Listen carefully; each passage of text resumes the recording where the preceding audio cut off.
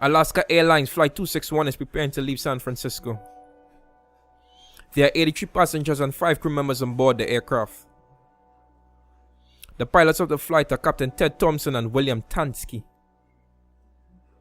Mr. Thompson and Tansky noticed something was wrong a few minutes after takeoff. The horizontal stabilizer on the aircraft tail is not functioning properly. The two pilots tried solving this problem, but failed to do so. They pulled the control yoke hard to counteract the stabilizer's force. The aircraft climbed to an altitude of 32,000 feet. The crew attempted to contact airline maintenance for help. In an attempt of trying to fix the problem, the plane suddenly dives downward. However, they managed to regain control after a minute of descending. As they approached close to Los Angeles, they requested to direct away from land to keep free of traffic while trying to troubleshoot. Officer Tansky then suggests to land the aircraft. He thinks it's controllable. Captain Thompson agrees. However, the aircraft took a dive downwards again. Avoiding collision, they alerted nearby flights of their troubles. The aircraft dropped 13,300 feet per minute. This forced the crew to invert the plane, which leveled out their flight. But it runs out of the sky and crashed into the Pacific Ocean, killing all 88 people on board instantaneously.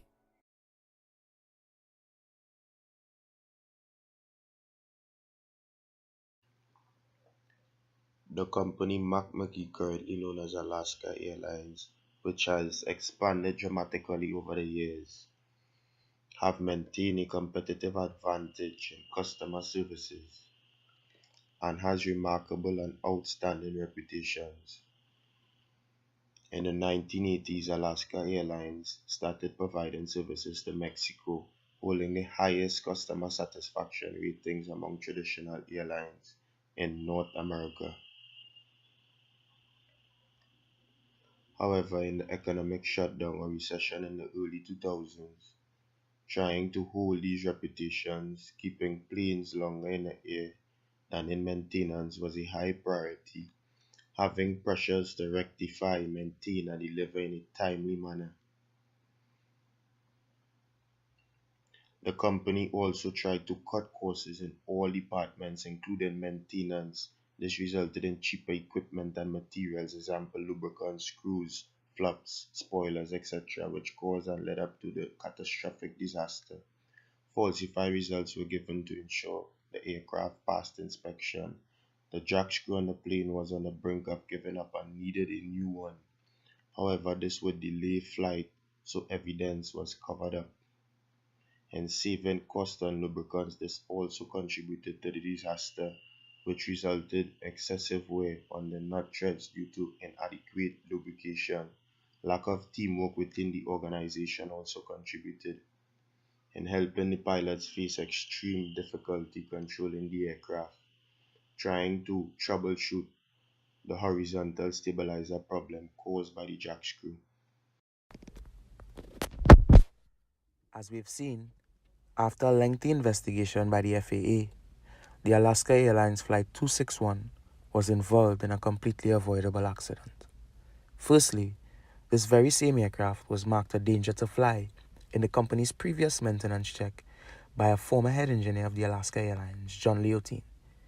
But when his shift was over and he handed over, his decision was overruled by the engineer that took over after him, and the aircraft was put back into service.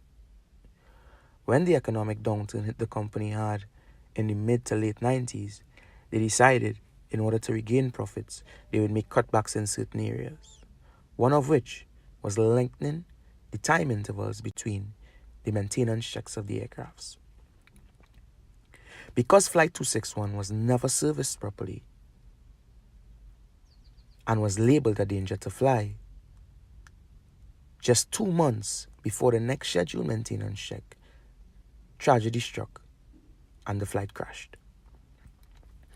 If given the job to be part of a group task with rebuilding Alaska Airlines after this disaster, I would recommend the maintenance checks on the jack screws be made more regularly to ensure that the wear of the screw is monitored for the safety of the aircraft.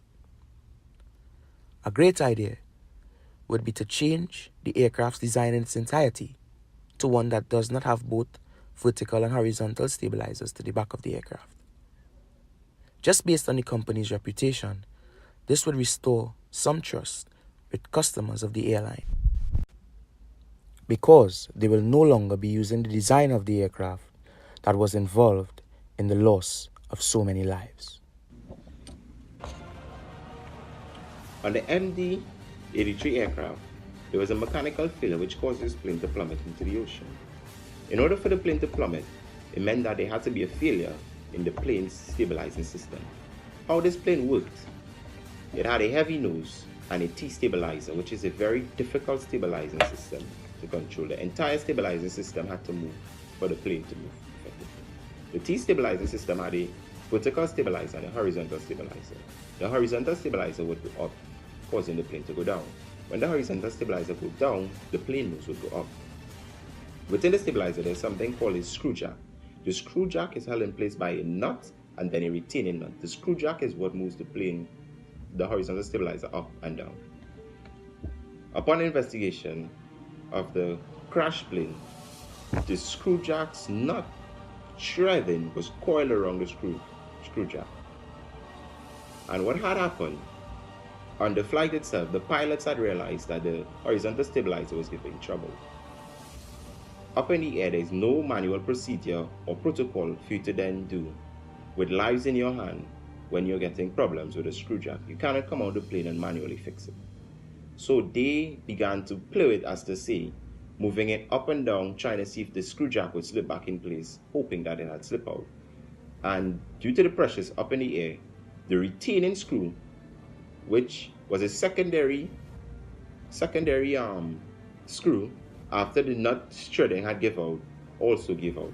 When that gave out, the aerodynamic pressure caused the horizontal stabilizer to then go up.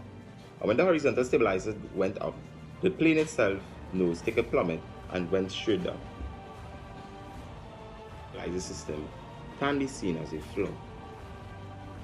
If that one screw jack gives out, there is no such thing as airside assistance to assist the pilots, who are now responsible for lives in their hands and company's property.